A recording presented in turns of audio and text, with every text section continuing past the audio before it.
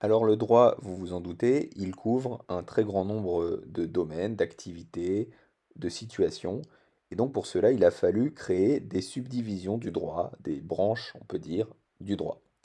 Alors déjà, il y a une grande distinction à faire, c'est la distinction entre le droit privé et le droit public. Quelle est la différence? Eh bien, le droit privé, premièrement, c'est les règles, c'est le droit qui regroupe les règles qui régissent les rapports entre les particuliers, entre les personnes privées. Et le droit public, ce sont les règles qui organisent l'État et les rapports entre l'État et les particuliers. Alors, ces deux domaines, droit public et droit privé, ils comprennent chacun plusieurs branches. Le droit privé, par exemple, comprend le plus connu de tous, le droit civil. Donc le droit civil, c'est la branche du droit privé qui régit les rapports entre les individus. Ça va plus loin que ça, hein. Il y a évidemment tout le droit de la famille, les divorces, les mariages, les successions, les incapacités, on verra tout ça en droit civil. Le droit privé comprend également le droit commercial. Alors le droit commercial, c'est le droit qui est relatif aux opérations accomplies par les commerçants, soit les commerçants entre eux, soit avec les clients. Dans le droit public, on trouve principalement trois branches. D'abord le droit constitutionnel. Le droit constitutionnel, c'est le droit qui est relatif à l'organisation de l'État, voilà, l'organisation du pouvoir, la constitution, etc. Les différents régimes politiques dans le monde. On trouve aussi dans le droit public le droit administratif.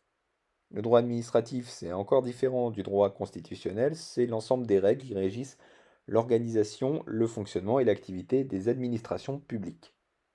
Et on trouve également, dans le droit public toujours, le droit international public. On va voir juste après qu'il y a aussi du droit international privé, mais le droit international public, ce sont les règles qui régissent les relations entre les États, avec par exemple les traités internationaux, et également les organismes internationaux, l'ONU par exemple.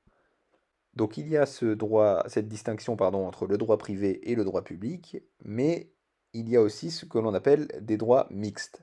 Les droits mixtes, ce sont des droits que l'on ne peut classer ni dans le droit privé ni dans le droit public parce que, eh bien, elles comportent des règles qui peuvent à la fois faire partie du droit privé et à la fois du droit public.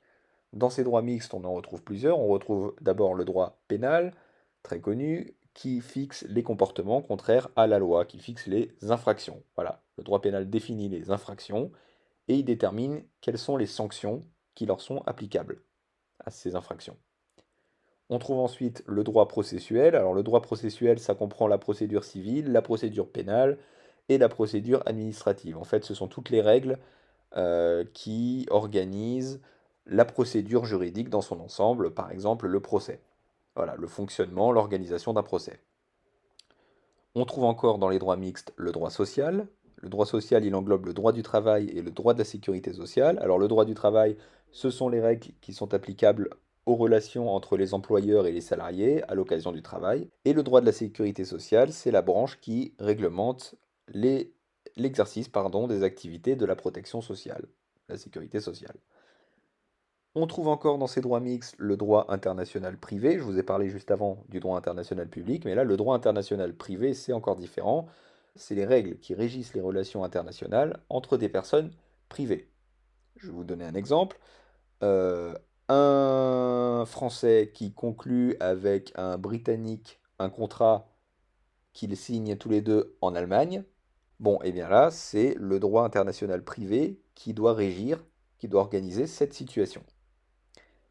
Et enfin, dans les droits mixtes, on trouve le droit de l'Union européenne, qui s'appelait auparavant droit communautaire, hein. C'est l'ensemble des règles qui sont applicables au sein de l'Union européenne. Ça a commencé par le fameux traité de Rome en 1957, qui instaurait la communauté économique européenne. Voilà, mais maintenant ce sont les règles qui s'appliquent dans tous les États membres de l'Union européenne.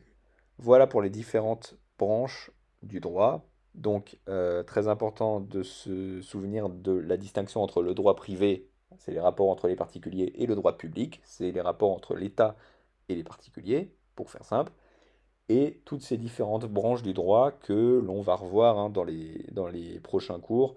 En l'occurrence, pour la première année, on verra surtout le droit civil, le droit commercial, le droit constitutionnel et le droit administratif.